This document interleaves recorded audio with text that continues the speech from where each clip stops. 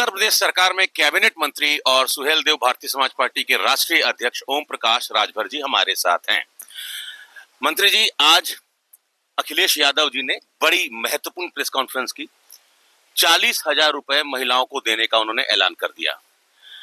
खबरें चल रही थी कि उत्तर प्रदेश की सरकार बिहार के तर्ज पर चुनाव से पहले कोई बड़ी घोषणा कर सकती है, लेकिन अखिलेश यादव बाजी मार गए और पहले ही उन्होंने कह दिया कि वो अगर सरकार में आते हैं तो 40,000 रुपए महिलाओं को देंगे साल में, उसको समय आने पर बढ़ाएंगे भी, और 26,000 जो प्राथमिक विद्यालय बंद हो चुके हैं उसको फिर से शुरू कराएंगे।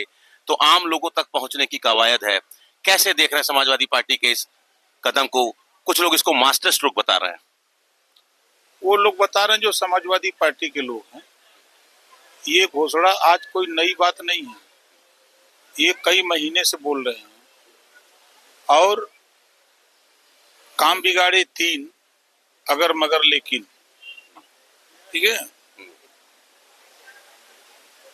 अखिलेश यादव जी का जो सपना है, अखिलेश यादव जी अपने सपने को अपने से चकनाचूर कर रहे हैं। सही रास्ता उन्होंने टेकअप किया, एक्सप्रेसवे पकड़ा, आते आते वो पगडंडी पर हो गए। पीडीए का नारा दिया, पिछड़ा दलित अल्पसंख्यक, फिर अ से अल्पसंख्यक को अगड़ा बता दिया, फिर ए को बता दिया आधी आबादी, पीडी को बता दिया फिर पंडित, ए से बता दिया अहिर। पंडित अहिर भाई भाई और जात कहां से आई, नारा लगा दिया। आवाज तो और हद कर दिया। पीडी का आज आपने देखा उनका। तो समाजवादी पार्टी के 5 साल के अखिलेश जी के मुख्यमंत्रित्व काल को पूरा प्रदेश देखा है। अगर हम पश्चिम से शुरू करें, मुजफ्फरनगर से, तो मुजफ्फरनगर दंगे में जल रहा था, लोग आपस में कट मर रहे थे। आज अखिलेश यादव मुख्यमंत्री सैफई में बैठ के नाच देख रहे थे।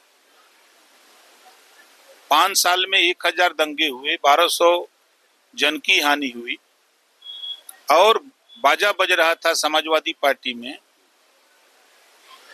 कि भैया का सरकार हो, हम कुछ भी कर लें, कोई कुछ नहीं करता। समाजवादी पार्टी ने समाजवादी पार्टी के लाखों नेताओं को अपराधी प्रवृत्ति के कल्चर में डाल दिया। ये जो 40,000 रुपए वाला मास्टर स्ट्रोक है, इसको कैसे आप देख रहे हैं? ये तो काम कर जाएगा ना? न नौमन गेहूं वही न राधे गौने जाइए। अरे तो भाई, जो वोट डालेगी महिला, उसके दिमाग में होगा ना कि सपा आएगी तो 40,000 रुपए देगी। आएगी। अरे तो जब वोट देगी महिला तभी तो आएगी सरकार, आपकी हो चाहे उनकी हो। आएगी तब न देगी। हाँ, यहाँ 20,000 जाता सीधे। तो जब अभी घोषणा कहाँ हुई है? चुनाव को कहाँ बिगुल बज गया? हुई 20,000 दिया ही, ऐलान हो गया है 50,000 का। 100 पे 1.25 शेर ऐलान मुख्यमंत्री जी ने कर दिया है। प्रतिदिन कोई न कोई ऐतिहासिक फैसला होता जा रहा है। हाँ। जैसे आज भी आपने देखा कि 3 दिन महिलाओं को फ्री परिवहन बस सेवा। ठीक बात। 60 साल के उम्र के लोगों को आजीवन, महिलाओं को आजीवन बस में मुफ्त सेवा। ये काम तो अखिलेश जी भी कर सकते थे। हाँ, उनकी सरकार थी। लेकिन कांग्रेस के प्रदेश अध्यक्ष ये कह रहे हैं, आप 1 लाख नौकरी भी देने जा रहे हैं 6 महीने में। मुख्यमंत्री जी का ये कहना है, उनका ये बयान है।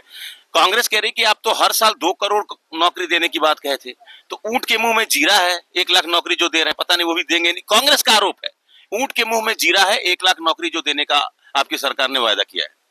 शायद कांग्रेस पार्टी के प्रदेश अध्यक्ष को पता नहीं है, या पता होगा, झूठ बोल रहे हैं। 9 लाख से भी ज्यादा सरकारी नौकरी 9 साल के अंदर दी गई है।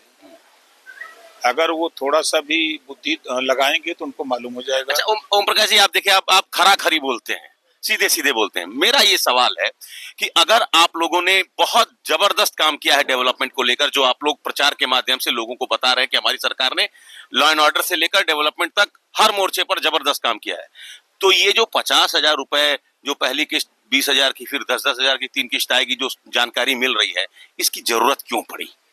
प्रधानमंत्री जी ने कहा था कि महिलाओं को लखपति दीदी बनाने का। याद है आपको? हाँ। तो पूरे देश में उनको रोजगार करने के लिए, बिजनेस करने के लिए आपने देखा कि बंगाल में भी दिया गया, बिहार में भी दिया गया, राजस्थान में भी दिया गया, मध्य प्रदेश में दिया गया। तो जो प्रधानमंत्री जी ने जो योजना बनाई है उसका ये अंग है। उसका ये अंग है। लेकिन समाजवादी पार्टी के लोग कह रहे हैं कि बिहार के तर्ज पर यहाँ भी पहली किस्त तो आएगी, बाकी 3 किस्त का कोई भरोसा नहीं है, वहां भी नहीं मिला है। देखिए अखिलेश जी इस समय मानसिक संतुलन खो बैठे हैं, इस नाते खो बैठे हैं कि वो क्या बोल रहे हैं उनको खुद पता नहीं है। उनको ये जानकारी कैसे हो गई कि नहीं मिलेगा? कौन बता दिया उनको? बिहार का अनुभव बताया। बिहार का अनुभव बताया। हाँ।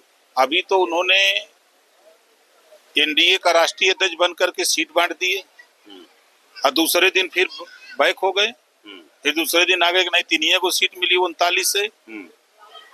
तो इस समय वो मानसिक संतुलन खो बैठे हैं और वो कब क्या बोल रहे हैं कोई भरोसा नहीं। सपा की घोषणा का कोई असर नहीं होने जा रहा। कोई मतलब नहीं भाई। देखिए वही आंधी के आगे बिना का बतास, मतलब? वही हाल है समाजवादी पार्टी का। हाँ। अरे यहाँ देख रहे हैं दिल्ली और यूपी डबल इंजन की सरकार है, 2 पाटन के बीच में साबित बचा न कोई, चला रहे हैं पीडीए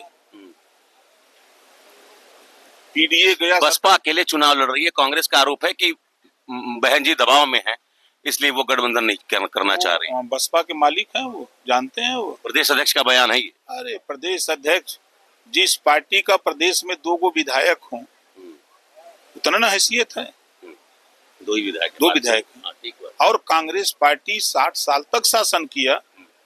हम कांग्रेस पार्टी के नेता राहुल गांधी जी का बयान सुनता हूँ कि पिछड़े दलित के साथ अन्याय हो रहा है। 60 साल आपने क्या किया? नाई का बेटा, पाल का बेटा, प्रजापति का बेटा, विश्वकर्मा का बेटा, राजभर का, चौहान का, निषाद, बिंद, केवट, मल्लाह का, आरा, कर्क, बंसी, बंजारा, बहलिया, कंघार का। एक बता दें कि किसी को कांग्रेस अपनी कलम से, समाजवादी पार्टी अपनी कलम से किसी जाति को दरोगा बनाया हो तो बता दें। मनुस्मृति का बहुत जिक्र करते हैं राहुल गांधी। मनुस्मृति पर आपका क्या विचार है? मनुस्मृति में स्त्रियों की जो दशा है, मनुस्मृति जो राहुल गांधी कहते हैं कि मनुस्मृति में स्त्रियों को पुरुषों के अधीन रखा गया है, कभी पिता के रूप में, कभी पति के रूप में, कभी पुत्र के रूप में। आप मानते हैं कि मनुस्मृति में जो कुछ लिखा है वो स्त्री विरोधी? एक शब्द बहुअरथ युत जह सौभाग्य हेत, जाकी जैसी भावना ताकि तैसी सोच। अब राहुल गांधी जी के बयान को अब हम क्या बताएं? हम तो सोशल मीडिया पे देखे, ऐसी मशीन बनाऊंगा, ये इधर तो, से ये तो आप लोग का खेल था। ये कांग्रेस के लोग कह रहे हैं कि ये तो बयान राहुल जी ने दिया ही नहीं था, जो बयान दिया था उसको तोड़ मरोड़ कर आप लोगों ने, कांग्रेस का आरोप है। चलिए मान लिया। हाँ।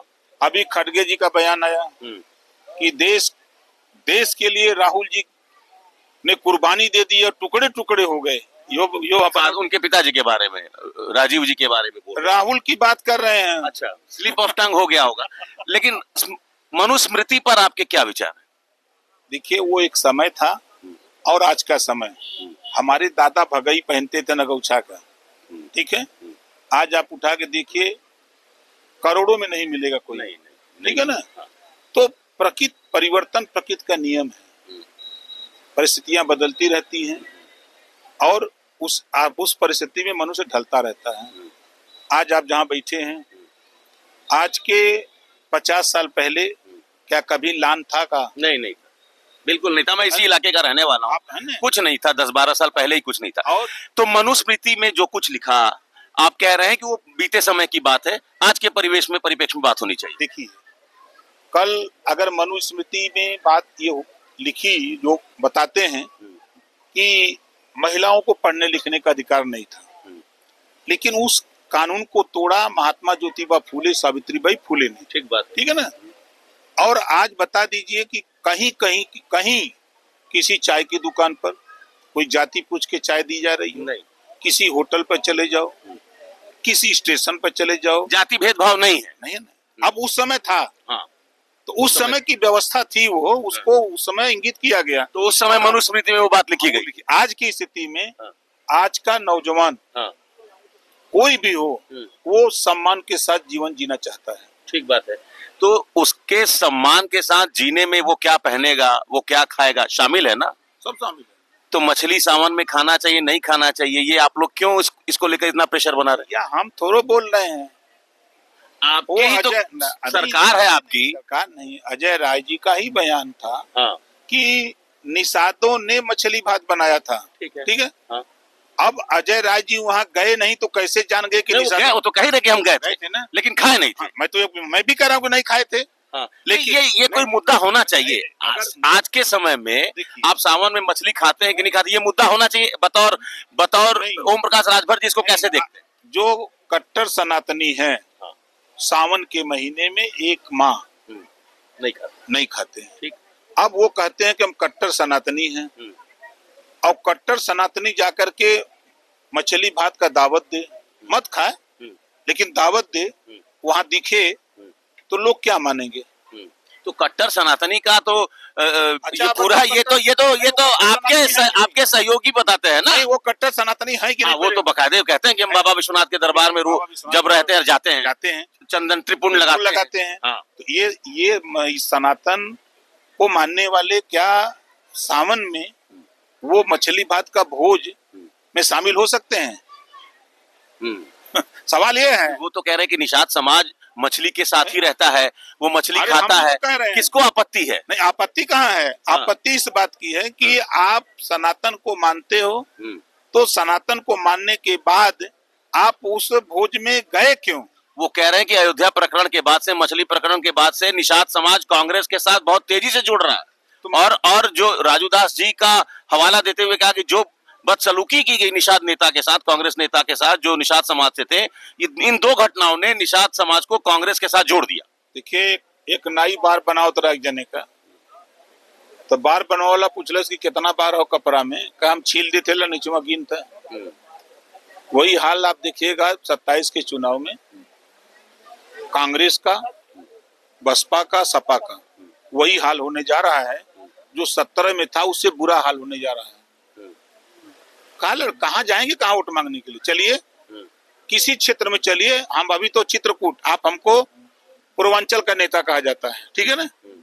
अभी मैं चित्रकूट में था, ओरिजिनल 10,000 लोग जुटे थे, ओरिजिनल। अभी वीडियो मैं आपको दिखा दूं, 10,000 लोग जुटे थे, और ओम प्रकाश राजभर की विचारधारा से। ये मछली वगैरह ये सब मुद्दा काम करता है, आपको लगता है इनका कोई असर होता है चुनाव में? कोई चुनाव में कोई मुद्दा नहीं है। नहीं है। देखिए, चीनी ये जो चीनी महंगी, ये जो चीनी का जो असर है, रक्षाबंधन सामने है, त्योहार महंगा हो रहा है, इसका भी असर नहीं है? मुझे पता है। हाँ। कि जब बरसात का मौसम होता है तो सब्जी महंगा होती है। हाँ। ठीक है। ठीक। जब चीनी की कमी होती है तो रेट बढ़ते हैं, और सरकार ने तुरंत एक्शन लिया, काला बाजारी बंद करा दिया, बाहर से चीनी और उपलब्ध करा दिया, रेट घट गया ना। तो कौन इस फायदा कौन उठा रहा? विरोधी कुल करत हुआ सर। ये कौन कर रहा काला बाजारी? विरोधी पार्टी वाले करत हुआ। तो सरकार तो कहीं नहीं पकड़ रहे हैं। तो पकड़े तब ना कम हो गया खर्च से। हाँ। पकड़े गए तभी कम हुआ है ना। एक आखिरी सवाल, रिजर्वेशन पर आपका बयान चर्चा में है। आप ये कह रहे हैं कि जो जिनको आरक्षण का लाभ मिल गया है, जो अच्छे पदों पर हैं, उनको आरक्षण के सिस्टम से बाहर कर देना चाहिए। बिल्कुल करना चाहिए। आज की तारीख में जो DM, SP, DIG, IG, DGP, राज्यपाल, मुख्यमंत्री, राष्ट्रपति, राज्यपाल हो गया, उसको आरक्षण की क्या जरूरत है? बाबा साहब डॉक्टर अम्बेडकर जी ने सामाजिक और शैक्षणिक रूप से जो बताया कि जो निचले पायदान पे खड़ा व्यक्ति है उसको विकास की मुख्य धारा में लाना, जब वहां से उठ के उसको यहाँ ला दिया गया, तो जो वहां भी खड़ा है उसको लाना चाहिए ना। तो मैं ये अपने बयान पर एकदम तटस्थ हूँ। आज की तारीख में जितने लोग क्रीमी लेयर में आ गए हैं, इनको रिजर्वेशन नहीं मिलना चाहिए। अभी भी कायम? बिल्कुल कायम है। दुनिया एक तरफ, राजभर एक तरफ यार। लेकिन आपका जो दावा है वो तो फेल हो गया, सपा तो टूटी नहीं। आप कह रहे थे कि अखिलेश जी क्या बयान आया? हाँ। अखिलेश जी ने क्या बयान दिया? अरे पार्टी नहीं टूटी। अरे भाई क्या बयान दिया? बयान बताइए कि हमारे 5 एक ही घर के सांसद और हमारे मुस्लिम सांसद बीजेपी में जा नहीं सकते, हमारे परिवार के लोग टूट नहीं सकते। आ गए परिवारवाद पर ना, जो उंगली उठाते थे ओम प्रकाश राजभर पर, संजय निषाद जी पर, अनुप्रिया पटेल जी पर, जयंत चौधरी पर, जो क्षेत्रीय पार्टियों पर उंगली उठाते थे, अब उसका जवाब दे दिया ना उन्होंने खुद। और देखते जाइए खेल ना। मैं फिर कह रहा हूँ, चुनाव के बाद जो टीएमसी का हाल हुआ है वही हाल इनका होने जा रहा है, नोट कर लीजिएगा। मिलेंगे हम फिर। चलिए, तो सुभाषपा प्रमुख ने तमाम मुद्दों पर हमसे बातचीत की। Amit Singh, TV 9 UP, Varanasi.